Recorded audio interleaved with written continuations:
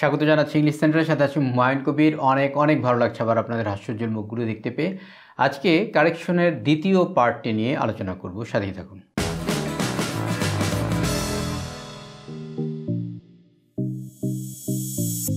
Rule number 9, বাক্যে যখন causative verb হিসেবে গেট এবং হ্যাভ ব্যবহৃত হয় তখন দুটি নিয়ম প্রযোজ্য। এদের পরে যদি কমপ্লিমেন্ট হিসেবে কোনো পার্সনকে বোঝায় তখন গেট এর ক্ষেত্রে ভার্বের ইনফিনিটিভ হয় এবং হ্যাভের ক্ষেত্রে বেয়ার ইনফিনিটিভ হয়। আর যদি এদের পর কমপ্লিমেন্ট হিসেবে কোনো বস্তু বা অন্য কোনো জিনিস বোঝায় তাহলে ভার্বের পাস্ট পার্টিসিপল ফর্ম হয়। এখানে কয়েকটি টার্ম বোঝার আছে। একটা হচ্ছে কজিটিভ ভার্ব। কজিটিভ ভার্ব হচ্ছে সাবজেক্ট নিজে কাজটা করে না, অন্যকে দিয়ে করায়। যেমন মা শিশুটিকে চাঁদ দেখান, অথবা বস ওয়ার্কারকে দিয়ে কাজটি করান। তাহলে এখানে দেখানো বা করানো এগুলো হচ্ছে কজিটিভ ভার্ব। পরের টার্মটা হচ্ছে ইনফিনিটিভ। ইনফিনিটিভ মানে টু প্লাস ভার্ব, আর বেয়ার ইনফিনিটিভ মানে হচ্ছে টু ছাড়া যে ভার্বটা হয় সেটা। যেমন ধরুন আমি যদি বলি আই ওয়ান্ট টু গো, আমি যেতে চাই, তাহলে এখানে টু গো এটা হচ্ছে ইনফিনিটিভ। আমি যদি বলি লেট মি গো, তাহলে গো এটা হচ্ছে বেয়ার ইনফিনিটিভ, অর্থাৎ এখানে টু হয় নাই। এই রুলটাতে বলা হচ্ছে হ্যাভ এবং গেট যখন কজিটিভ ভার্ব হিসেবে ব্যবহৃত হয় তখন গেটের পরে ইনফিনিটিভ হয়, মানে টু প্লাস ভার্ব হয়, আর হ্যাভের পরে ভার্বের বেস ফর্ম হয়। আমি একটা উদাহরণ দিই, তাহলে আপনারা ভালো বুঝতে পারবেন। ধরা যাক আমি এভাবে বলছি I get my younger sister to write my assignment. I get my younger sister to write my assignment, মানে আমি আমার বোনকে দিয়ে অ্যাসাইনমেন্টটা লেখাচ্ছি। তাহলে এখানে গেটের পরে কি হলো? টু রাইট মাই অ্যাসাইনমেন্ট, মানে টু রাইট ইনফিনিটিভ হলো। আর আমি যদি এখানে হ্যাভ ব্যবহার করি তাহলে আমাকে বলতে হবে এভাবে করে I have my younger sister right my assignment. এখানে আর টুটা হবে না, অর্থাৎ গেটের পরে ইনফিনিটিভ হবে, হ্যাভের পরে বেয়ার ইনফিনিটিভ হবে, মানে টু হবে না।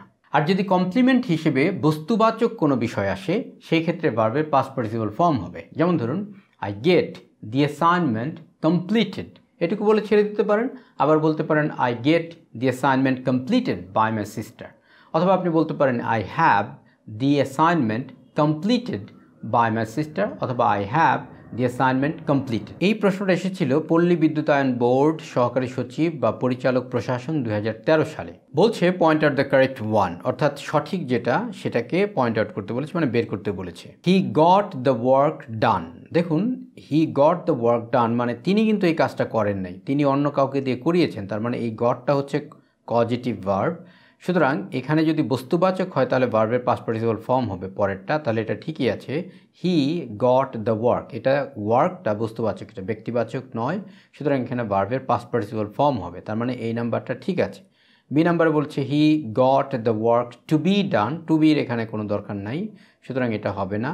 He got the work being done, এখানে বিংও হবে না। He got the work by done, এটাও হবে না। তার মানে এখানে বলতে চাচ্ছে যে পজিটিভ ভার্ব যদি হয় তাহলে পরবর্তীতে যে ভার্বটা এটা কি হবে সেটা নির্ভর করে এটা ব্যক্তিবাচক নাকি বস্তুবাচক। যদি ব্যক্তিবাচক হয় তাহলে গেটের পরে ইনফিনিটিভ হবে, মানে টু প্লাস ভার্ব হবে। আর এখানে যদি হ্যাভ হয় তাহলে এখানে বেয়ার ইনফিনিটিভ হবে। কিন্তু প্যাসিভের সময় এটা যদি বস্তুবাচক হয় তাহলে এখানে গেট হোক আর হ্যাভ হোক, এখানে ভার্বের পাস্ট পার্টিসিপল ফর্ম হবে। অবশ্যই এখানে আসছে গট, মানে গেটের পাস্ট ফর্ম হচ্ছে গট, হ্যাভের পাস্ট ফর্ম হচ্ছে হ্যাড, তাহলে এখানে হ্যাডও হতে পারতো, হি হ্যাড দ্য ওয়ার্ক ডান, এটাও হতে পারতো। তার মানে যেটা বলতে চাচ্ছে সেটা হলো পজিটিভ ভার্বে যদি অ্যাক্টিভ হয়, যদি ব্যক্তিবাচক থাকে কমপ্লিমেন্টটা, সেই ক্ষেত্রে গেটের পরে ইনফিনিটিভ হবে, মানে টু প্লাস ভার্ব হবে, আর হ্যাভের পরে ভার্বের বেস ফর্ম হবে। আর যদি প্যাসিভ হয়, মানে কমপ্লিমেন্টটা যদি বস্তুবাচক হয়, সেই ক্ষেত্রে উভয়ের ক্ষেত্রেই পরবর্তী যে ভার্বটা থাকবে সেটার পাস্ট পার্টিসিপল ফর্ম হবে। রুল নাম্বার 10 এখানে বলছে সাধারণত রিলেটিভ প্রোনাউন এবং তার পরবর্তী ভার্বটি পূর্ববর্তী ওয়ার্ড নাউন বা প্রোনাউন অনুসারে হয়। আর এই প্রশ্নটা নেওয়া হচ্ছে 26তম BCS থেকে। এখানে বলছে সিলেক্ট দ্য কারেক্ট সেন্টেন্স। তো কি বলছে? The man was told who stole my bag. তাহলে এখানে এই যে রিলেটিভ প্রোনাউন হু, এইটার আগে আছে হলো টোল, এটা হলো অ্যাডজেক্টিভ, সুতরাং এইটা অনুযায়ী হবে না, এখানে নাউন বা প্রোনাউন যেটা থাকবে সেটা অনুযায়ী হবে। সুতরাং এই উত্তরটাকে আমরা নিতে পারছি না, এটা ভুল। পরেরটা দেখুন, the man stole my bag who was toll. এখানে আবার হু এর আগে যে নাউনটা আছে সেটা হলো ব্যাগ। এখন ব্যাগ হচ্ছে বস্তুবাচক, তাহলে এখানে উইচ হওয়ার কথা ছিল, সুতরাং এটা হবে না। সি নাম্বারটা দেখুন, the man who stole my bag was toll. তাহলে দ্য ম্যান হু, এখানে দেখুন হু আছে, তার আগে ম্যান আছে, তার মানে এটা ঠিক আছে। The man who stole my bag was toll, যে ব্যক্তিটা আমার ব্যাগটাকে চুরি করেছিল সে ছিল টোল। আর এখানে বলছে দ্য ম্যানস, বানান ভুল, তাহলে এটা হওয়ার পসিবিলিটি কম। The man's was told who, তার মানে এরকম বাক্য আমরা এখানেও পেয়েছিলাম, সুতরাং এটা হবে না। He is stealing my bag, এখানে অনেক ধরনের ঝামেলা আছে, এখানে বানান হয় নাই, তারপরে এখানে হয় নাই ইত্যাদি, সুতরাং এটা হচ্ছে না। তাহলে আনসারটা হবে C, the man who stole my bag was tall. এটা তুলনামূলকভাবে একটি সহজ রুল, বোঝাটা একটু সহজ। রিলেটিভ প্রোনাউনের আগে যে শব্দটা থাকে সেটাকে বলা হয় অ্যান্টিসিডেন্ট। অ্যান্টিসিডেন্ট মানে পূর্বে যেটা বসেছে, মানে পূর্বাহ্নেই অবস্থিত। তো পূর্বে যেটা বসে সেটা অনুযায়ী আপনাকে ভার্বটা বসাতে হবে, সেই নাউন বা প্রোনাউন অনুযায়ী বসাতে হবে। রুল নাম্বার 11, এখানে বলছে লেট এর পর কোনো প্রোনাউন আসলে সর্বদা তার অবজেক্টিভ ফর্ম বসে। প্রশ্নটা নেওয়া হচ্ছে 12তম BCS থেকে। এখানে বলছে choose the correct sentence, let he and you be witness. তাহলে এখানে লেটের পরে বলেছে অবজেক্টিভ ফর্ম হবে সর্বদা, সুতরাং এখানে হি এটা হচ্ছে সাবজেক্টিভ ফর্ম, এটা হবে না। আর ইউ এটার সাবজেক্টিভ ফর্ম অবজেক্টিভ ফর্ম দুইটা একই, সুতরাং এটাকে যদি আমরা অবজেক্টিভও ধরি তথাপিও হয় না, কারণ একটা এখানে সাবজেক্টিভ ফর্ম আছে, সুতরাং এটা বাদ। B, let you and him be witness, এটা হতে পারে, সেটা হচ্ছে ইউ, মানে আমরা সাবজেক্টিভও ধরতে পারি অবজেক্টিভও ধরতে পারি। আমরা ধরে নিলাম এখানে অবজেক্টিভ, কারণ লেটের পর অবজেক্টিভ হয়, তারপরে এখানেও আছে অবজেক্টিভ, সুতরাং এটা মিলে যায়, আনসার এটা হতে পারে। C number, let you and he, এখানে আবার দেখুন সাবজেক্টিভ ফর্ম আছে, সুতরাং এটা হবে না। তারপরে লেট ইউ অ্যান্ড হি, এটা এখানে হবে না। তার মানে উত্তরটা হচ্ছে লেট ইউ, মানে এটা অবজেক্টিভ ফর্ম ব্যবহার করা হয়েছে এখানে, অ্যান্ড হিম বি উইটনেস, সুতরাং আনসার হবে বি।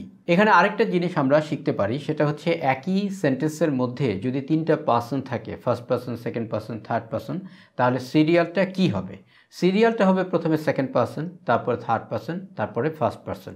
যদি মনে না থাকে তাহলে এভাবে মনে রাখতে পারেন, ইউ লিখতে তিনটা বর্ণ লাগে ইউ, তারপরে হি লিখতে দুটো বর্ণ লাগে, আই লিখতে একটা বর্ণ লাগে, মানে 3 বর্ণ 2 বর্ণ 1 বর্ণ, মানে ক্রমান্বয়ে কমছে। আপনি এভাবে মনে রাখতে পারেন। আর যখন দোষ স্বীকার করা বোঝায় তখন প্রথমে হবে ফার্স্ট পার্সন, তারপরে সেকেন্ড পার্সন, তারপরে থার্ড পার্সন। এটাকে মনে রাখার জন্য আপনারা এভাবে মনে রাখতে পারেন, কোনো ভালো মানুষ যদি হয় তাহলে নিজের দোষ আগে স্বীকার করে। এটার জন্য আমি দোষী, তুমিও দোষী এবং সে দোষী, মানে যে এখানে উপস্থিত নাই তাকে প্রথমে বলবে না, প্রথমে বলবে নিজের কথা, তারপরে তোমার, তারপরে তার। আপনি এভাবে করে দেখতে পারেন। ভালো মানুষ হলে নিজের দোষ আগে স্বীকার করে, তারপরে তোমার, তারপরে তার। আর যখন কাজটা অ্যাসার্টিভ হবে তখন প্রথমে 3 বর্ণ ইউ, তারপরে হি 2 বর্ণ, তারপরে আই 1 বর্ণ।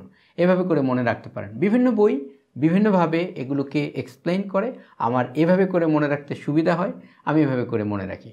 তারা অনেকে আপনাকে ধরেন সেকেন্ড পার্সনের জন্য 2, থার্ড পার্সনের জন্য 3, ফার্স্ট পার্সনের জন্য আই মানে 1, এভাবে করে অনেকে বলে। তো আমার কাছে মনে হয় যে বর্ণ দিয়ে হিসাব করলে আমার জন্য সুবিধা হয়, মানে ইউ 3 বর্ণ, হি 2 বর্ণ, আই 1 বর্ণ, এইভাবে।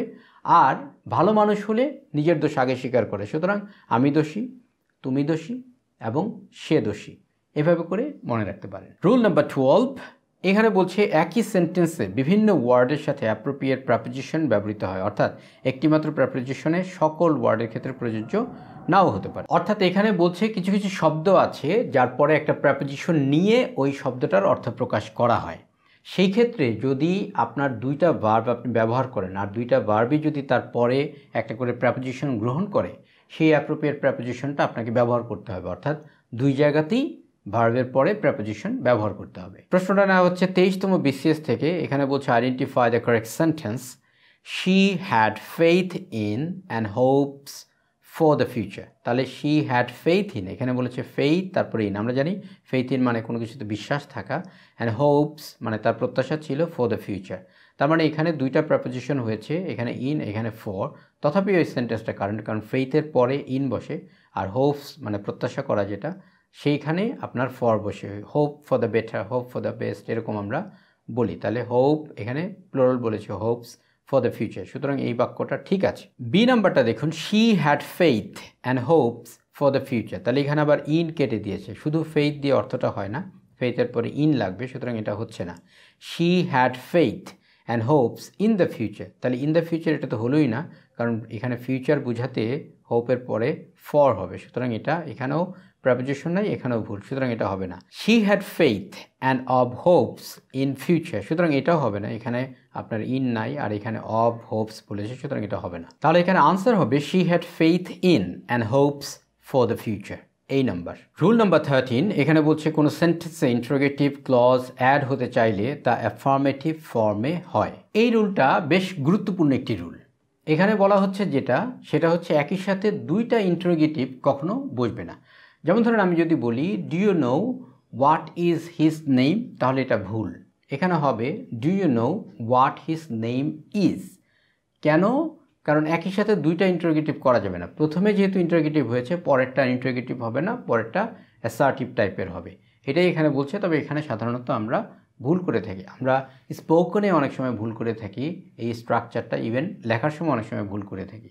তাহলে যেটা বলতে যাচ্ছি সেটা হলো দুইটা ইন্টারোগেটিভ হবে না, প্রথমটা ইন্টারোগেটিভ হবে, পরেরটা অ্যাসার্টিভ হয়ে যাবে। এই প্রশ্নটা নেওয়া হচ্ছে সমাজসেবা অধিদপ্তরের প্রবেশন অফিসার 2013 সাল থেকে।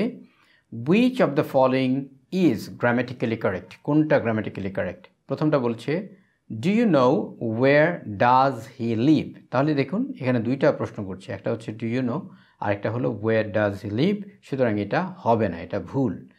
Do you know where he lives, এই প্রশ্নের উত্তরটা ঠিক আছে। ডু ইউ নো একটা প্রশ্ন করা হয়েছে, আর এখানে ওয়্যার হি লিভস এটা আবার অ্যাসার্টিভ টাইপের করা হয়েছে, সুতরাং এই আনসারটা ঠিক আছে।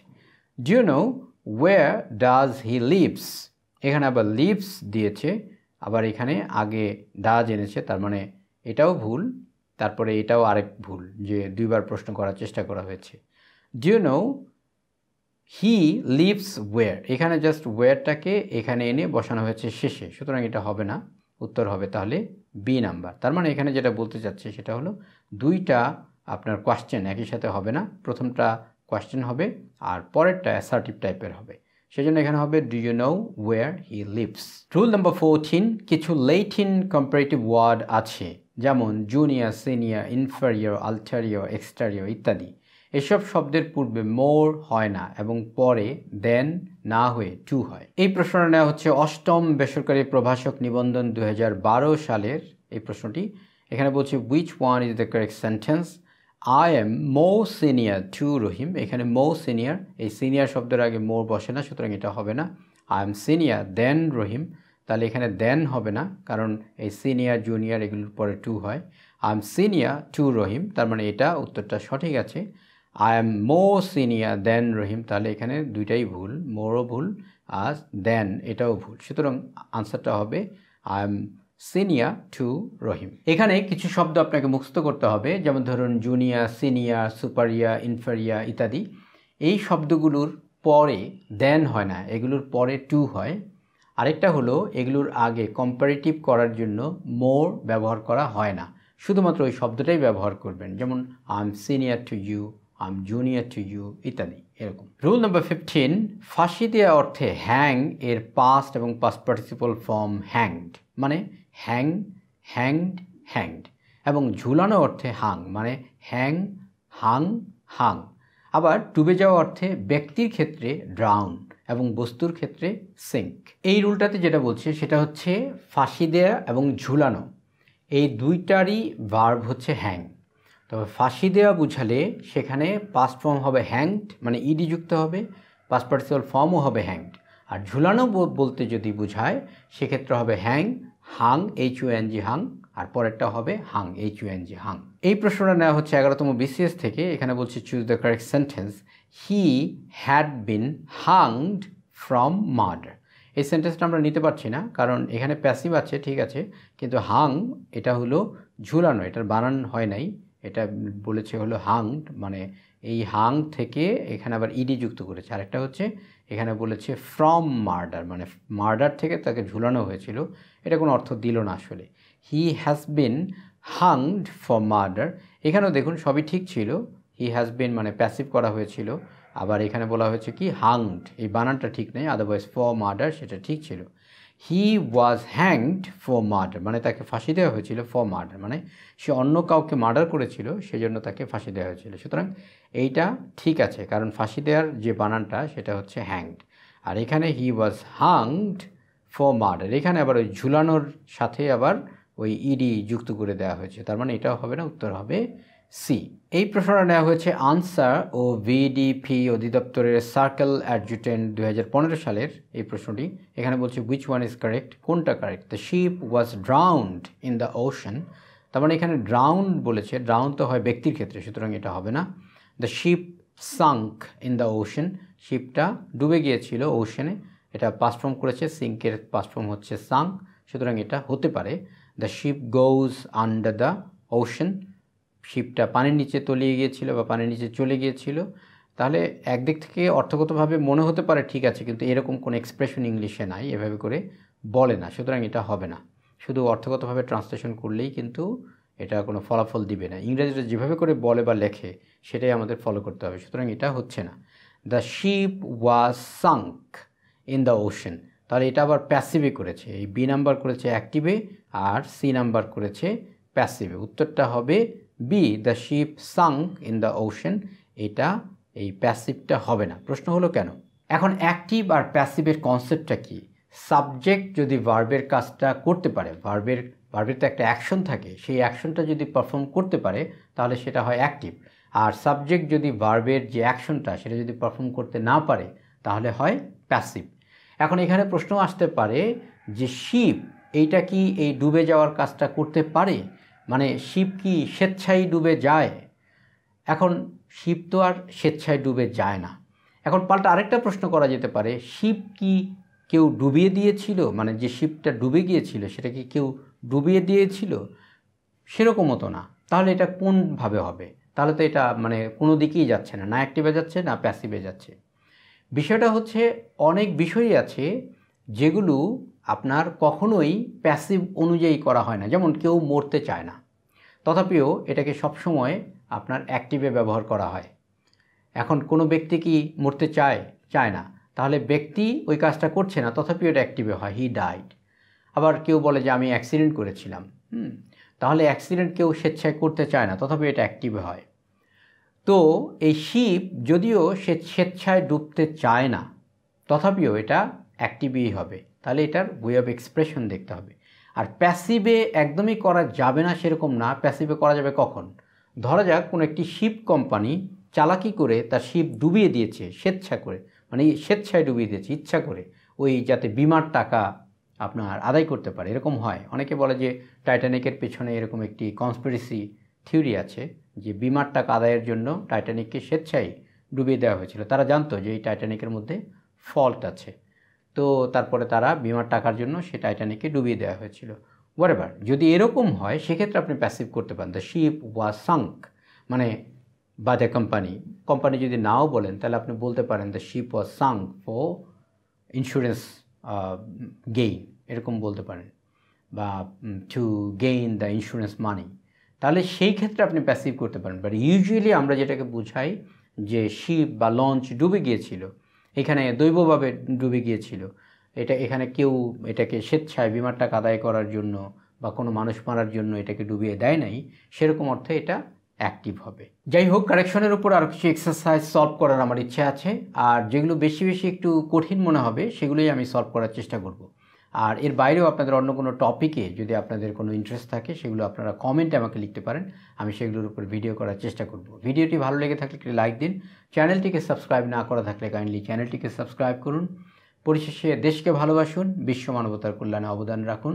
অনেক শুভেচ্ছা রইল, ভালো থাকুন। আরেকটি কথা, ইংলিশ সেন্টারের নতুন দুটি ব্রাঞ্চ চালু হয়েছে, একটা হচ্ছে ঢাকা ক্যান্টনমেন্টের বালুঘাটে, আরেকটা হচ্ছে কচুক্ষেতের আনন্দ রোডে। আপনারা চাইলে সরাসরি আমার সাথে ক্লাস করতে পারেন সেখানে, আপনাদের এইচএসসি ইংলিশ, তারপরে স্পোকেন, অ্যাডমিশন টেস্ট ইত্যাদি আরও কিছু গ্রামারের কোর্স চালু আছে, আপনারা চাইলে সরাসরি আমার সাথে যুক্ত হতে পারেন। আবার আমাদের অনলাইনেও কিছু কোর্স চালু আছে, আপনারা চাইলে সেগুলোতেও যুক্ত হতে পারেন। ডেসক্রিপশনে থাকা নাম্বারে সরাসরি আমাকে ফোন করতে পারেন, হোয়াটসঅ্যাপেও নক করতে পারেন। অন্য কোনো প্রশ্ন জিজ্ঞাসা থাকলে আপনারা আমার থেকে সরাসরি কথা বলে ক্লিয়ার হয়ে নিতে পারেন। ভালো থাকুন।